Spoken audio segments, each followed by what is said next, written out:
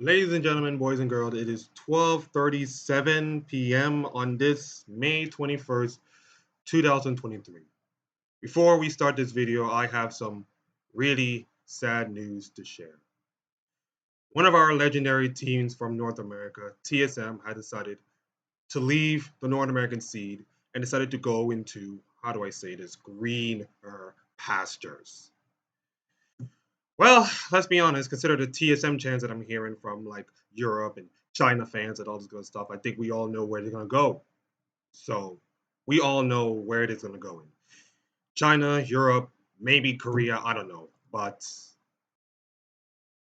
most well established nations in League of Legends history decided to leave us. And some of them is their faults, other is just like, bad management. But see that name being gone, see that legendary players don the shirt of the and the jackets of that incredible team, your Bjergsons, your Wild Turtles, your Double Lips. Sometimes it makes me feel sad. It makes me feel sad, and you know, if this is really much North America going to be like, well, that is just that is just c'est la vie. So, on behalf of everybody in North America, we like to honor our brethren in TSM right now.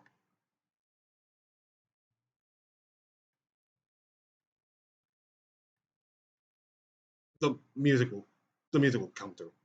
Just give me a minute. Right there you go.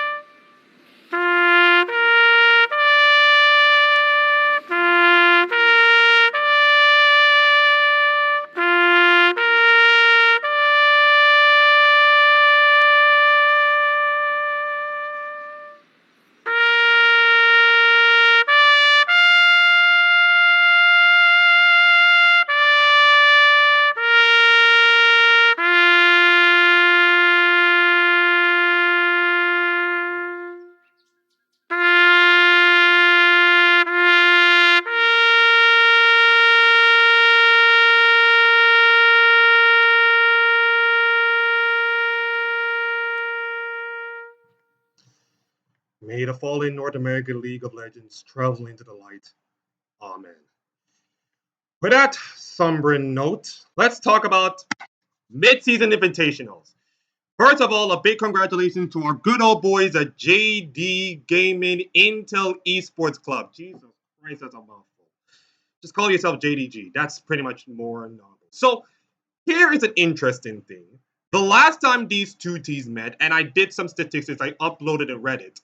In the history between JDG and BLG, it is pretty much a one-sided series in terms of series score and game scored. The last time BLG has ever won a series against JDG was spring 2022, which is last year at this time. So it's been what 448 going on to 450 days since BLG beat JDG, and I think this series shows why.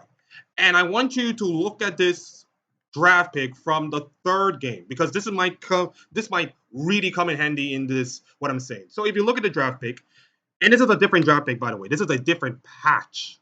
So it is Gragas top, Zaya bot lane, Wukong Rakan, Sejuani, Varys Tom Kent, and Varys Khan Kent, and Jax. So there's two things that are different from this. One, Knight playing his Jace, which is probably his signature pick at that time. The other is Yaga playing Veigar. Yeah, Yaga playing Veigar. We haven't seen that in a while. In fact, we haven't seen this little tiny little evil for a while right now.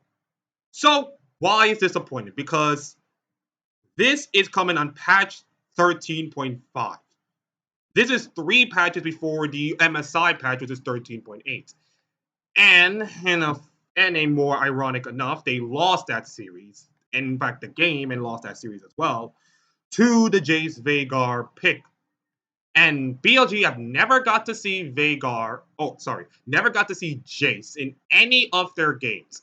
For the rest of this series, for the rest of the playoffs, and even the rest of MSI, until today. Yeah. So, yeah. So this was not a close series, let's be honest. This series was honestly not even close, to be honest. And I wish I will have to say something about this. So let me just give me this. Yeah, okay. So here we are. This is where the series ended. Let's look at game one. So game one, we have the Gragas Kanavi, Knight, Ruler, and Missing, and then you got Bin, Jun, Yagao, Elkin on. So, and I feel like this game ended at 25 minutes 55, almost 26 minutes at a time. But it almost feels like a 30-minute grinded out victory for JDG. And for all the talk about LPL, bloodthirsty, fighting, all those chaos that, this series was supposed to deliver, and maybe in BLG's case, the chaos might help them win the whole series, it didn't happen. It sadly didn't happen. This was a controlled game by JDG, and pretty much a controlled series from start to finish. They got the first kill. At around 6 minutes. Get the first hell around 11:30 minutes.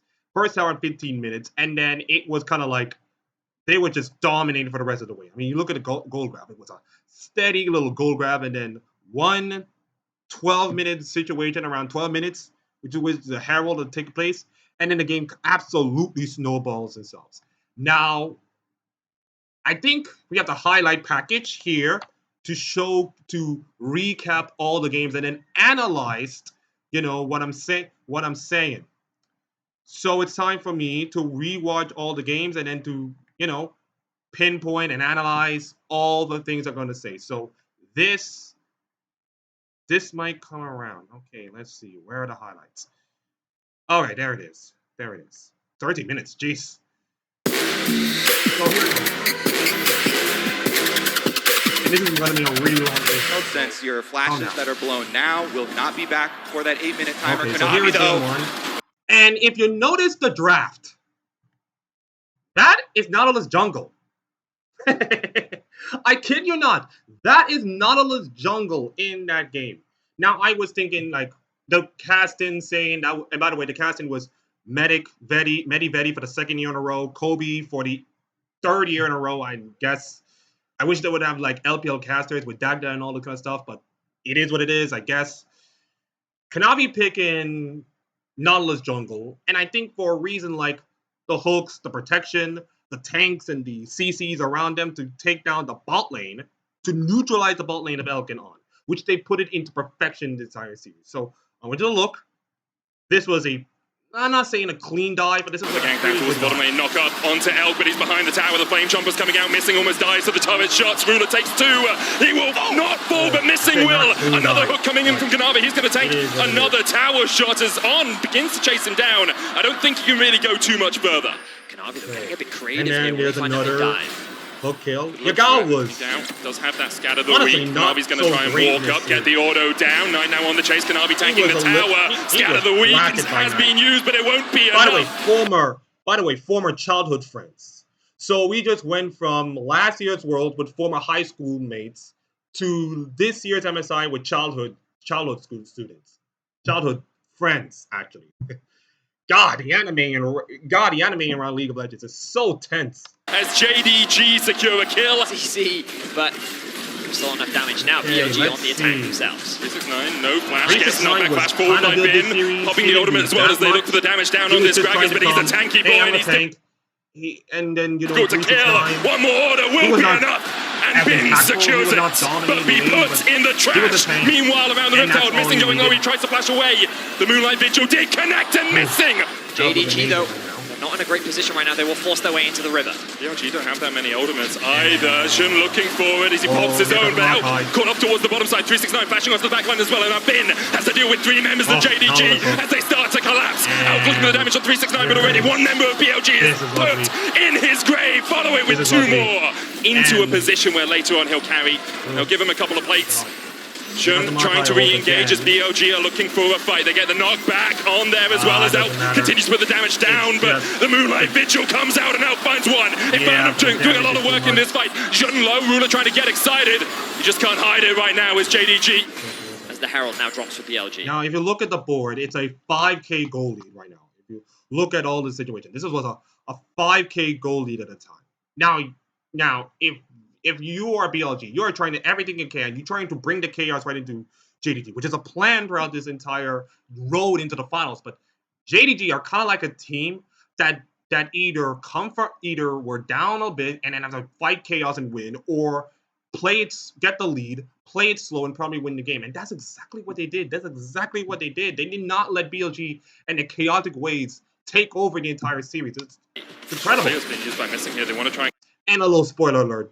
Knight won MVP because of his Jace performance. So, yeah. Close the gap onto Bin because they know he'll try and push in with this Rift Herald, and they have read him like a book. Kanavi's going to dive in here. Bin trying to do what he can, but in the midst of 3, there is nothing left but back to the fountain. The sweet release of Grayscale for Bin. JDG now start to push in mid, on hooked. The TP immediately, the Flame Chopper's down, and that Lulu is not long for the world. Up there, Knight though, no flash, no okay. Flash, the TP coming in, it's going to be another second channel time. Gets knocked back, no stun connects. Shun still looking for the chase, flash forward. Twisted advance, and now Knight is surrounded by BLG. The explosive comes, and Knight will not be found. Healed in the final moments to keep him alive through the unleashed power. And now Elk is just standing with a massive Gragas in his face. And JDG punish the over-eagerness of BLG. It's a massacre as JDG. And of course, this was the same thing that happens in the top lane in the final game. 2 people from BLG trying to kill Jace, and then Jace survives, and it was, oh my god, and I feel like that's the worry part about BLG throughout this entire season. Their over-aggressiveness really hurt them in this entire thing. The fact that they didn't get punished by any LCK team surprises me, to be honest, but you know, the over-aggression against this JDG team that they've lost to now 5 times in a row. You can't get away with it. You just can't. Will chase down on. None will be left alive as JDG will tear BLG apart. Knight will not fall. He will remain deathless in this game, and they're just looking to end it. Oh my, I was afraid of this, fellas. In every best of 5 this year, JDG has faced BLG. They've improved. 3-2, 3-1, 3-0, and now starting out with another one. In the battle to be the king of Pingsheng, it is Knight who strikes first. Dominant game. I don't know, it was dominant game. So Bin didn't do his best. Elk put up some effort, but the mid jungle was absolutely a mess. Nalos got 2 kills. 2 kills. Ugh, that has to hurt. Game 2. Now, at this point, we must be figuring that BLG has to do something in order to make this series a little more closer, to trying to win a series to make it closer. And they did, sadly. Ladies and gentlemen, boys and girls, Hanabi has finally died on Warcon. It is a glorious moment, guys. It is a glorious moment.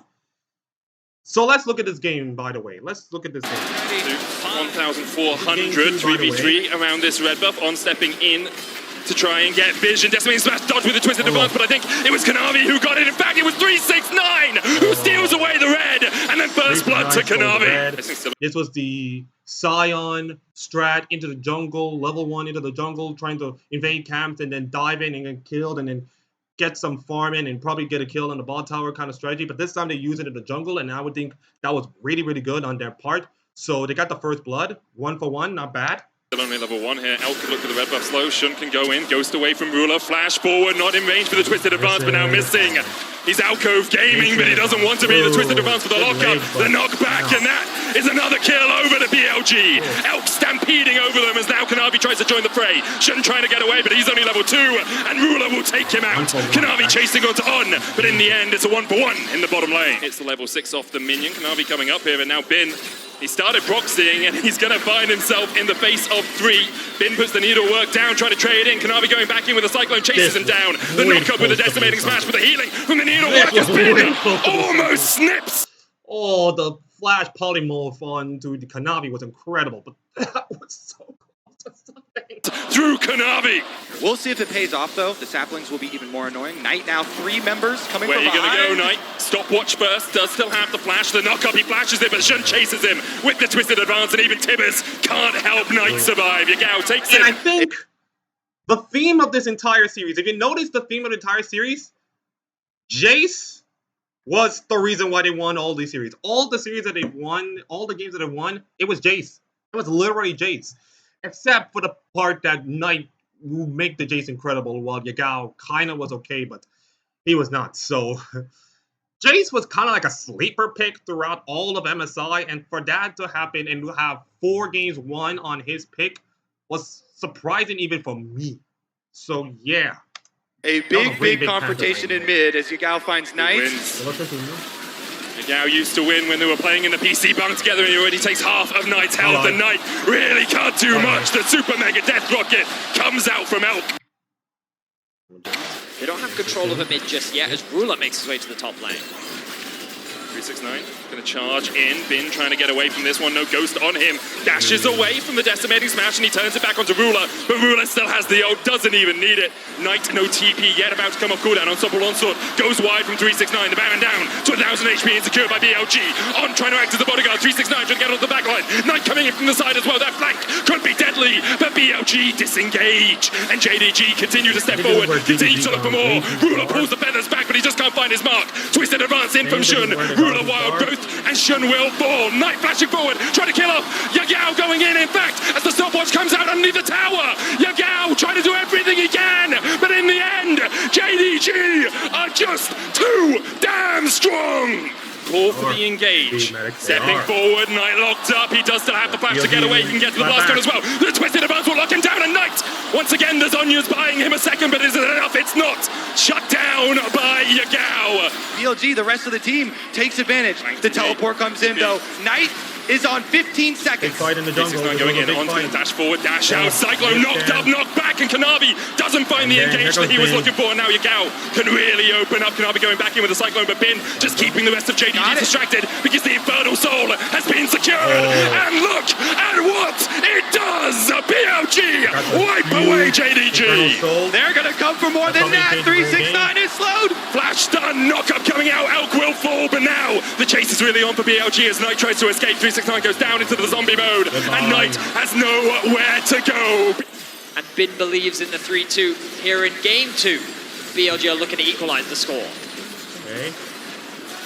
And Shun's looking for TP, a final TP. engage. The TP coming in as well. Look at the damage onto Ruler already. He tries to get away, but the charm will lock him up. The Twisted Advance chases him. There is no escape from BLG. They'll find another. Kanavi tries to get onto the back line, but he just does not have the damage. BLG find 5. 4 in fact, as Missing survives, but he'll go down as well.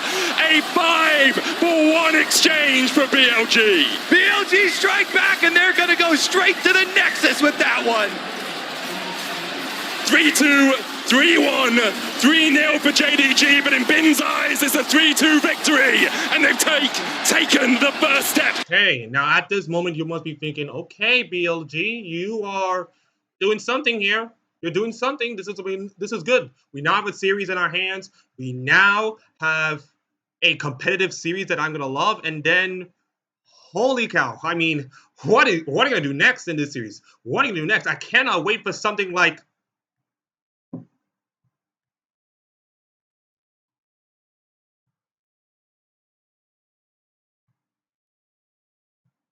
Hold up. Wait a minute. Hold up. I'm just going to enhance this, and I'm gonna just that's Vayne. That is Vayne, guys. Elk Vayne in an MSI Finals in Game 3. You know, and look, I'm not questioning Elk's decision. More power to you. It was a bold pick. It was an absolute bold pick. But just look at the team you're facing. Look at the team you're facing. Look at them. This is tank, pseudo tank, a gauge tanks, and you got a Fett, and then it's Zeri. Oh, so yeah, it was a bold move by Elk. And by the way, this is the third time we see Vayne being played in MSI, and it's been a long time since we seen Vayne being played here. I think it's going back to like 2019 ish. I don't remember. Go down to your comments and tell me when was the last time Vayne was ever played. So on to game 3. I'm gonna get some water. Towards glory. But Kanavi actually building a pretty good lead. He was able to steal away the Gromp as far as I can tell. On though. Ruler dashes across the wall, missing, goes in, can dash back to Ruler. Can't quite get him range. Condemn doesn't lock him against the wall, and now Kanavi coming in for a re-engage. The flash forward knocks up Elk, the shield, the hero, but the permafrost will lock him in place. Shun flashes, and he will escape. 369 trying to keep Yagao at bay as the charm comes out, and Ruler starts to rampage through BLG. On already down, Elk tries to answer with a bit of damage to his own, and Yagao with a flash forward will be able to get one. Time to work with. Sending Ruler up there with this. Missing, stunned, locked up, isolated, but still just able to dash out in time. Shun going back forward, Glacial Prison gonna go wide as Shun is locked up and answers a 1-for-1 there in the mid lane. Good interrupt, ulti from Kanavi. Glacial Prison finds his mark, and now Yagao caught out by Knight. It's so risky for them. Just trade Dragon for objective bounties. And go for the wild card knock up, and Missing will fall to on. JDG fought each other, but it was just fight. But again, a much more controlled play as they go for the fight. Glacial Prison's gonna hit, and immediately Yagao is just gone. Which meant that they could then find that slapping cheek. The second that Ruler got a small lead, 369 just don't care. Now in danger. Don't care. Stand up, isolated for the moment, but Kanavi is here to help his buddy. Bin getting forced away. Shun has to flash as well. 369 falling low to the silver box, but now Kanavi takes over tanking duties, and even condemned into the wall, he condemns BLG to death. The collapse begins from JDG and on. Trying to heal, trying to get away. Elk doing the same. Has the flash, has the cleanse. Will use it to escape the decimating smash, but on cannot do that, and he's turned off. Bin now put in the trash by JDG. JDG now, though, have their eyes on Bin. Kanavi across the wall. Yeah, I know the 3,000. By JDG. JDG but now. Just look at Knight. Look at Knight. Look at the mid lane. 2,000, almost 3,000 damage to none. That's just, Although have their eyes on Bin. Kanavi across the wall, the Glacial Prison hits the Hextech Rocket Belt. Not enough to escape, and now Knight 6-0-1 on this Jace. Taking the longest flank I've seen in years. Starts off in Narnia. Let's see perhaps if he can find out Ruler. Still a flash and a cleanse though for the Zeri. Dashes in Lightning Crash. Cleanse away, flash away from the slicing Maelstrom. And now it's all on Elk to try and really open up. But immediately JDG just dive back in. There's no escape from Knight as he finds the kills. The double for Ruler as well. And put themselves on match point, title point for JDG, but Knight and Ruler, who have waited so long for the sweet, sweet victory, they are now just one game away. Well, that was brutal. And Elk's Vayne, who we haven't seen in a while, did nothing. But hey, credit Elk for at least trying. At this point, this was a 24-minute matchup, but at this point, it was almost feels like the inevitability of JDG winning it. Either we get the BLG reversed, Bin get it right, 3-2 kind of thing, or JDG slowly crawling, killing them under their Akanda vice, and then murdering BLG's hopes and dreams. And guess what happened? It did. 22 minutes. This was not even a close one. Knight, 5-1-4, dominated the game against on Jace. Ruler did not do anything much, but at this point, who cares? And yeah, one kill onto Shun. In fact, I feel like there were one Drake and one kill. And around like 18 minutes, it was a perfect game. It was literally a perfect game. It was a near perfect game by JDG in that game 4. It was too much for BLG to handle. Yeah, that Cinderella just literally died at game 4. I'm gonna watch it. Is how much agency it gives Knight over the matchup, and now Kanavi focuses his eyes on bot lane. On will block it, Elk gets hooked, but the cleanser out immediately. Good Moonlight Vigil from Ruler, and On takes an absolute chunk of health. Of course, Knight moved into Fog of War. Bin has to be cautious of this. We'll see it now, the ult comes out, there's the slow as well. Unstoppable Onslaught will get the chase down, and in mini Gnar form, that Gnar is mighty tiny. First blood. There it goes. Kanavi answers with one in response. The roots are going to come out. The dragon already secured for JDG. And now in the pit, Shun really caught out, but a good quickness charm. Elk not here to put any damage down yet. And he begins to dive in. Season assist onto Ruler as Elk looks for the damage. The Featherstorm coming out as well, but he just can't pull the feathers back quickly enough. JDG! This was the moment that really says, it's good night, Irene. Good night, Irene. Good night, BLG. What a fantastic run you have, but the clock struck midnight on your Cinderella run. 3K goal lead at 12 minutes. Shut BLG down! You can just burst through Ruler in that situation. Knight continues to show you gout that he is currently the king in this mid lane. Forces Yagao out. Shun perhaps looking for something. Kanavi's going to match him though, and Kanavi has done this so well. Every time Shun looks for a gank, Kanavi is there lying in wait, and he's going to turn it around onto him. The Nature's Grasp coming out. Shun goes in with the Season Assist, tries to dodge away. There's a Lantern there as well as Kanavi. And they're in a position to contest. They're going to look for the pick. Quantum missing, hook goes down, Shun flashes into it, and the Nature's Grasp will not be enough to disengage. Yagao now caught up by Kanavi's, and Yagao will go down to 7-0 in favor of JDG, and they are sending a message. It is an absolute slaughter on the Rift right now. All the BLG have been able to... And listen, let's give Bin a lot of credit, because if it wasn't for him, this would have been a perfect game at an MSI Finals, because... Give Bin credit. Look at this. They over the steal. Look at this. He's literally just jumping in by himself to try and take it. And Bin secures it. Delays the soul by 5 minutes. And now he's looking for more. Elk trying to trade with Ruler down towards the top side of the fight as Ruler flashes away. Bin doing everything in his power. It's something to build off for BLG. Knight's flash is down. They blew his flash in the last time they attempted. We'll see him. Tries to get away. Shun coming in with the cease and desist as well. And as you say, Knight no flash.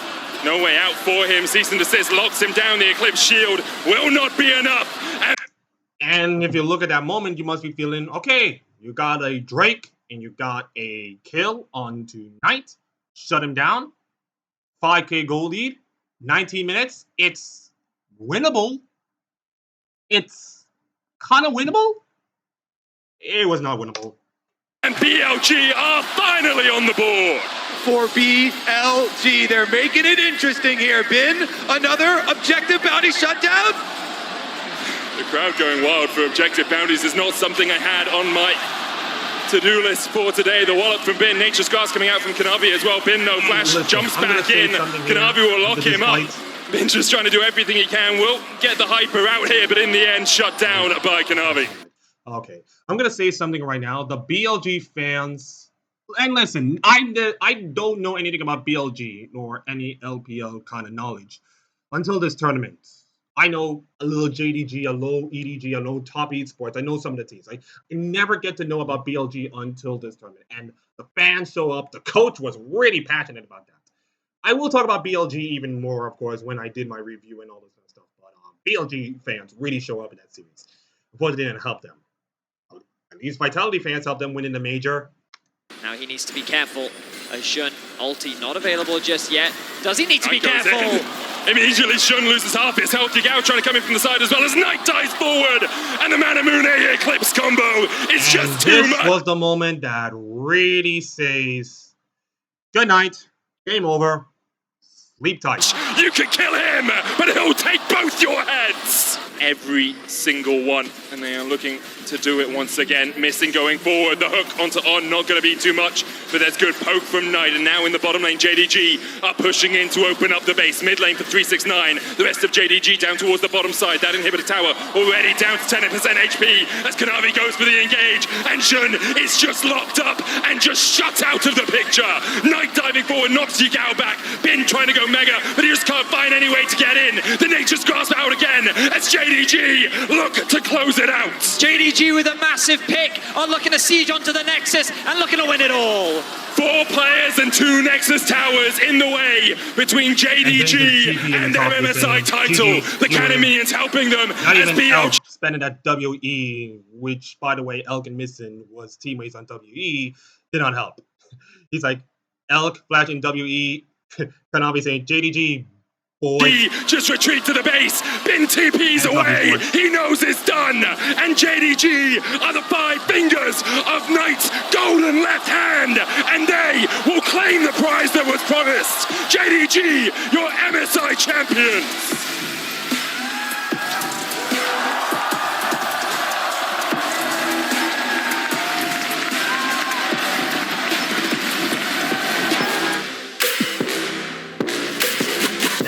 And one last look at this beautiful upper bracket while I'm going to take a call.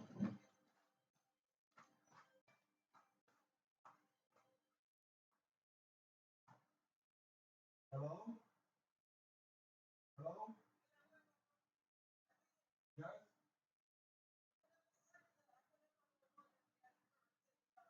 Oh. Okay. Thank you.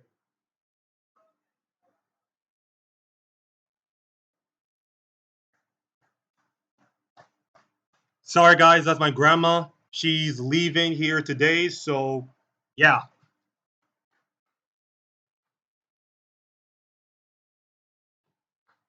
Also, water. I mean, I'm living in a place that is really, really hot right now, and I'm burning like a furnace. So, good thing to dehydrate, guys. Stay dehydrated through this summer.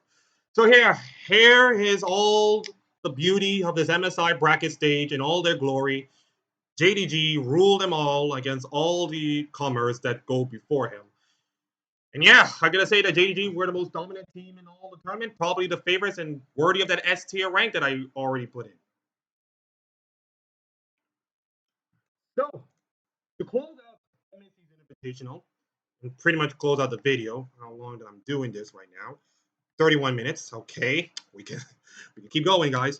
We are decided to talk about this whole MSI and all the things that I've learned about. So, what MSI 2023 have the that's a little bit taller. What did I learn from MSI 2023? And I'm going to list all the things that MSI 2023 have delivered so far. The good, the bad, and all this kind of stuff. And yeah. So, one thing. So, first thing.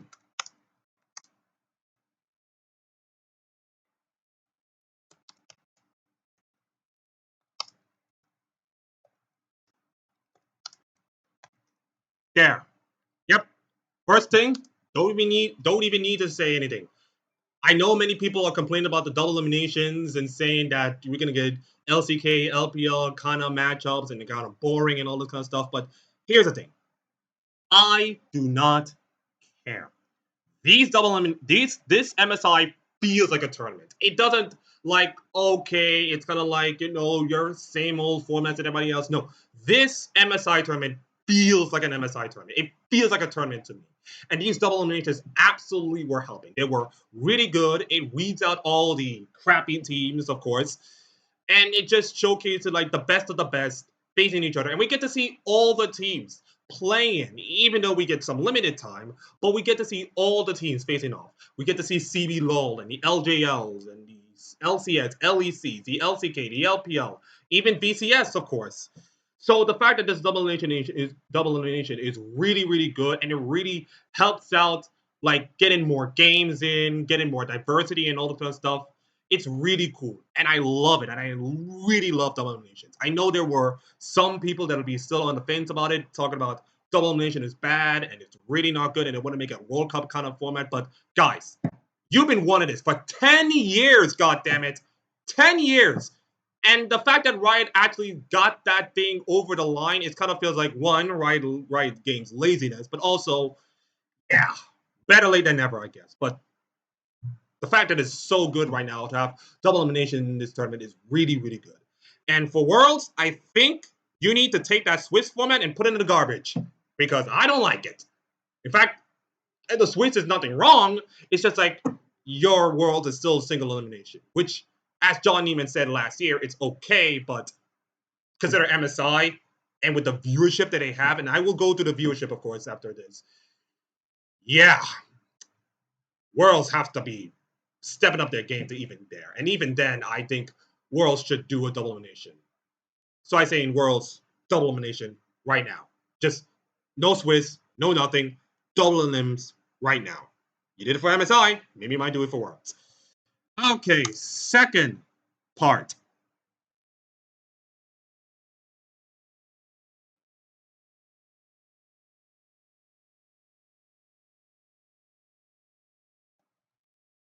There.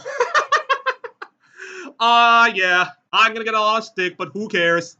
Who hell cares? Now, yeah, you notice that the East and the West kind of gap, it is monstrous right now. It is monstrous right now. And that shows in these series between the Eastern and Western regions. I blame Otawame for screwing up the draft and making us suffer so much as a North American and LEC fan, mostly an LEC fan. But I would prefer an NA versus EU matchup, and the outcome would have been the same. The LPL and LCK would have cleaned us out anyway, so yeah. I think we have saw a lot of people talking about it. Mickey X, Fudge, on Corazon, of course, talking about the gap between the NA versus EU, NA, EU, and then the Eastern rivalry. And I think the one thing that I'm going to say about the gap is that it's okay to admit that the gap is there. Just look at what Manchester City have done. They have won 5 of the last 6 Premier League titles. 5 of the last 6. That is utter domination within the realm of impossibility. That's a gap, my friends. That is a gap between everybody else in terms of money, in terms of squad finance, in terms of squad development, in terms of depth that any other team wish they would have. I wish I have a squad like this, but then again, I got the Glazers. Sorry about that. But it showcases that, the depth and skill of the Eastern regions are so superior to the West that it makes you want to feel like, well, what can the West do? What can the West do to close the gap? Well, here's the answer. I don't think you can. And even if you tried, I think these Eastern regions are so brilliant and so adept. Like I already mentioned in my intro, that TSM are falling apart and decided to move their squad, their legendary organization, to a tier 1 region. And I will not be blamed if they go into China because of how good and mechanically skilled the China is. Pez have a tutor, for God's sakes. A tutor for League of Legends. We can't even have a facility, damn it. It's weird. It is so horribly weird, and it's so jarring to see the gap between the East and the West regions. And it might bleed into Worlds. No matter how much the format or anything like that, it always remains the same. You can change the format, you can change the playstyles, you can change all the meta and all this kind of stuff, but we all know how this is going to end. East dominate the West, and we're all going to suffer for it. So yeah, I have nothing else to say, but yeah, this monstrosity. Number 3, having games in one arena is good. And I'm saying again, the Copper Box Arena was really good. It hosted Rocket League and all this kind of stuff. And it shows that you don't need to have traveling all across the globe, spending all the money and doing it in places. It doesn't have to do. You can do this, you can do all of this into one place. The fact that MSI took place in one arena in one place, it showcases that they can do it. They can do it in a one arena. And you look at Korea, and I saw on Reddit the locations that took place for Worlds. It's like you go from here, you go for there, you go for there and here, and all this kind of stuff. It's constant. It's really constant. Plus the flights. Jesus, imagine trying to fly to Korea this time. Brutal. Absolutely brutal. So I think Riot's idea to host all of these games and all of this event into one arena is great. And I think they should do it for Worlds, and I think they should do it for MSI. I mean, guys, having one arena does not going to kill your cost. I mean, you're already pay the sexual assault people their money already. Come on, guys, you're already rich. You don't need to go all across the world, damn it. You don't need to go cross country, damn it. Oh my god. Anyway, let's go to the teams. Okay, Golden Guardians are not crap. Yeah, I put Golden Guardians my D tier, and it bite me in the rear. So yeah, Golden Guardians were impressive. They were pretty good. The fact that they took a game out of an MSI Finals was weird at the time, but now comes even more weirder. Licorice was great. Hui was incredible. River and Gory was okay, I guess. So yeah, I was never expecting much from Golden Guardians to do well, but at the same time, consider everything that North America has suffered for the last several months and several years, I guess. A new organization like Golden Guardians, who haven't succeeded that much, and players who haven't succeeded that much, show up and play decently well, even though they got kicked by Cloud9, of course. But to say that Golden Guardians did well, consider everything that go against them, expectations, experience, and all this kind of stuff, I said they did fairly well. I think they did fairly well. Will they do a encore though? That remains to be seen. Let's see. CB LOL and how do I say? BCS can be. I'm gonna look at my. Okay, I'm gonna look. Okay, give me a minute. Give me a minute, guys. Give me a minute. Give me a solid minute. I'm gonna re-look and then give me my thoughts. Let's see. Ah, okay. Right. Okay. Have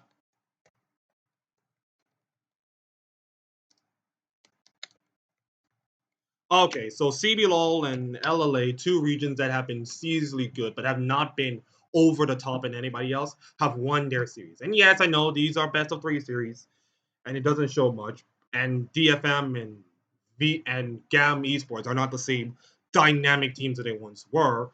But for Loud Gaming and for Movie Star Rainbow Seven Movie Star to have their moment, to have CBLOL and LLA, who have never won a best of series ever, against other regional teams, it's such a great moment for them. Even though it was a little short-lived, it was such a monumental moment for both regions, and I think they should move forward and upwards and onwards, I guess. Let's see what else we can talk about. Okay.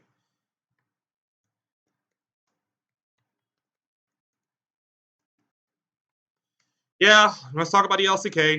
So Genji and T1 were probably going in as a favorites, mostly Genji with their incredible bot lane and Paz and all this kind of stuff. And then BLG kind of happened. But most importantly, it almost feels like, the chaos of BLG really wrecked the LCK whole, and it makes you feel sore and cold inside, especially for T1. And once again, not making to a grand finals, really not looking great for them. But then again, they lost in a finals.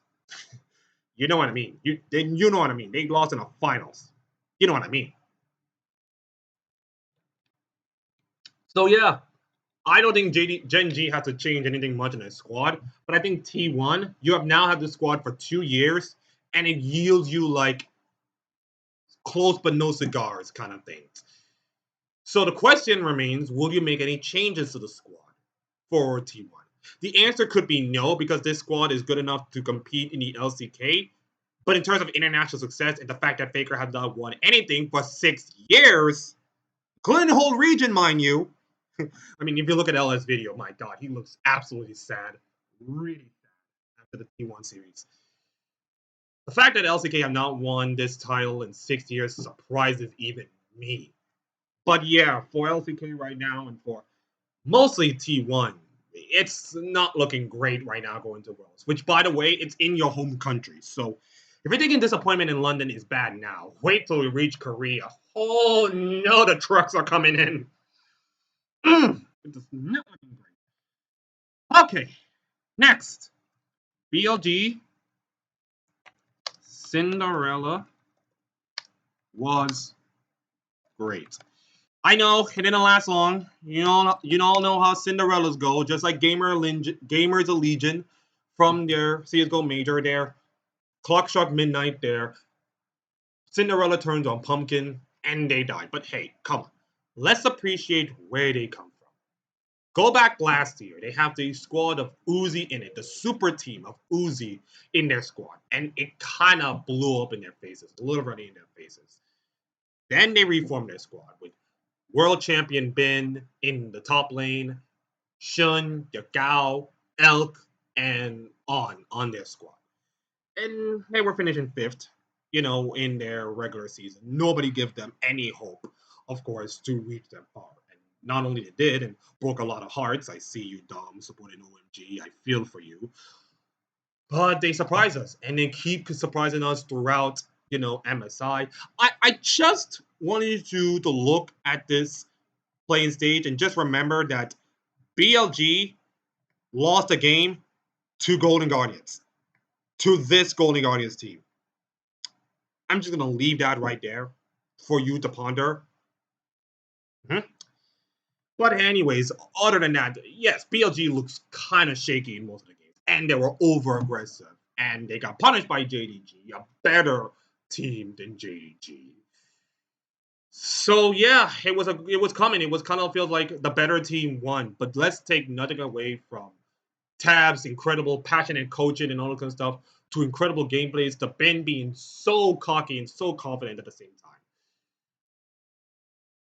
It's incredible for this BLG, for this organization to have never reached that kind of highs, just like Golden Guardians, and to show that LPL is just like, it's not just the traditional teams, your RNGs, your EDGs, your top esports and all that kind of stuff. It's these new teams, these fresh new teams like your JDGs, your Suning Gaming a couple of years ago, your IGs, your BLGs of the world. It showcased that the LPL is just so deep and so incredible and so team-fighted that it makes you want to feel like anybody from LPL can win.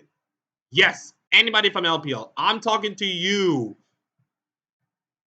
Rogue Warriors, anyone's Legends, you Ultra Prime, Rare Atom, those kind of teams, OMG. I'm talking to you guys. You could win a championship if you put some work into it and play the meta well and all those kind of stuff. You can do that. You can do that. So yeah, BLG's incredible run kind of ended, but I'm impressed with the squad. I'm impressed with what they have done. I'm impressed with Yagao, of course. I'm impressed with Elk, who was incredible. I said Elk is my MVP of this entire BLG run, of course. If I have an MVP for it, which I don't, but if I put it, I said Elk was incredible. But JDG are the best team ever. I feel right now JDG are the best team in the world. And by the way, here's some historical purpose. Ruler and Deft are the only two players to win LCK, LPL, MSI, and Worlds. Those two players. And they probably play longer than anybody else. So for Ruler to come in from winning LCK and to lose to DRX of all teams, to Deft of all players, last year to come to a new region, into a new language, and play in a new team and came here and win, spectacular. Spectacular, of course, by Ruler standards. And he's also my MVP for this team as well. Knight was incredible. He has some iffy moments, but the finals was incredible as well. 369. He wasn't doing much, but boy, that guy can tank. He can carry, he can tank. The boy can do it all. He can roll a lot of nines, man. The guy rolled a lot of nines in the series. Kanavi was impressive as well. Well, I'm not saying that impressive, but he missed some kind of smites, but he was kind of good. Missing was incredible, especially in that last game when he played Thresh and he hooked a lot of people. And the team fighting of JDG, especially in a team fighting region like LPL, impresses me all the more. Then it makes me want to feel like, who can beat them? JDG can be behind and win. They can go ahead and win. They can do all the little stuff and still win. Who can beat them? And right now, I will not be shocked if JDG can do something that no other team has ever done. Go for the Grand Slam. Spring, MSI, Summer, Worlds. Those 4 trophies. If they can do that, and I swear if we can do that, my God, JDG are the best team in the world. For now, I'm just going to say that they are good. They are spectacular. And I think, they should be commendable about that. And I think for me,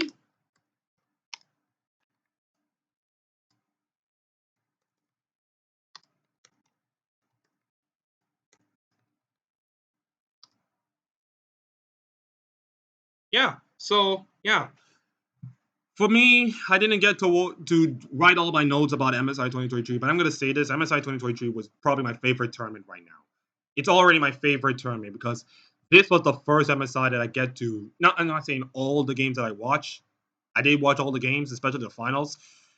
But the fact that the MSI as a format was incredible, have all the games in the arena, have all these teams playing, and there was a sense of it feels like a real tournament for me. And if you look at the viewership, guys, and if you look at that beautiful viewership, and I'm gonna show you, it was a huge finals. Like MSI in terms of peak viewership, it's the highest ever viewership ever. 2.3 million. Oh, nearly 2.3 million peak viewership. All right, that was the T1 JDG game. So, yeah, not much. But look at that. Almost 800,000 viewers and 61 million hours watched with an airtime about almost 78 hours. That is amazing. That is amazing. That hats off to the production team of Riot. Hats off to all the people. Hats off to Nas, who actually did all of this on the fly with John Neiman and all the stuff. You can hate John Neiman and Nas all you want, but man, they put up the goods as usual, just like Riot and their games and their stuff, like Convergence. So yeah. Anyway, the tournament was good for me. I get to watch some of them. It was great to see all the regions, all the games, all those incredible moments. Even though the West kind of suffered a lot, it was good for me. It was good to watch all of them. And it was a good tournament to watch. And it's a good tournament for you guys. So, yeah. And that's it, everybody. That is how I described as MSI 2023. And that's how this video ended. Guys, thank you so much for viewing my notes throughout the play-ins and all this kind of stuff. Viewing my shorts and my YouTube comments and all this kind of stuff. Thank you so much for embracing all those kind of videos that I've done. We are nearly into 20 subscribers, guys. And boy, the fact that I'm here with 20 subscribers after a couple of months of I have no motivation and all this good stuff, and maybe this YouTube is kind of feels like a waste of time, but for me to have like 20 subscribers, even though it's a small number, the fact that you guys love my videos and liking and commenting and all those kind of stuff, it means the world to me, and I wanted to keep producing more.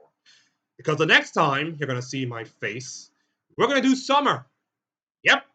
LCS, LEC, summer. Get ready, boys. The blockbuster of the year is coming. And we're going to drink to that. So anyways, thank you so much for watching this video. Thank you for watching MSI. Congratulations to Jing Dong Gaming. Not going to say the full name. Congratulations to all the players in there, the coaching staff, and everyone who put up an amazing MSI. And the fans, the production crew, the players, all of them making MSI 2023 an unforgettable tournament. And we cannot wait.